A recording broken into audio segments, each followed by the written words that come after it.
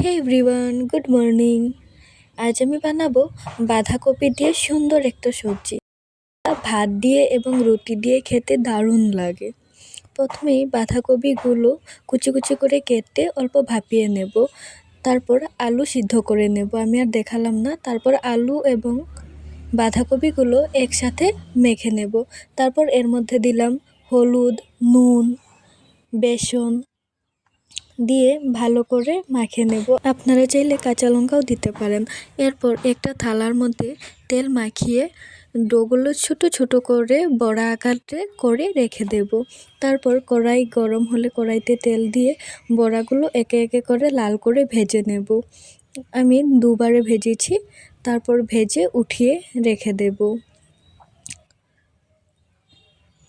এরপর সেম কড়াইতে আরেকটু তেল দিয়ে তাতে ফোড়নে দেব গোটা গরম মশলা, শুকনো লঙ্কা আর টমেটো, আদা, কাঁচা লঙ্কার একটা পেস্ট। তারপর একে একে দিয়ে দিলাম নুন, হলুদ, জিরে গুঁড়ো, হলুদ গুঁড়ো,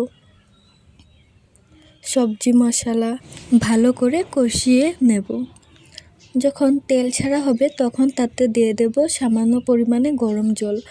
এরপর এতে দিয়ে দেব ভেজে রাখা বড়াগুলো, দিয়ে 3-4 মিনিট ফুটিয়ে উপরে গরম মশলা ও ধনেপাতা দিয়ে দিলেই তৈরি আমার বাঁধাকপির সবজি। আপনারাও একদিন বানিয়ে দেখবেন। বাই।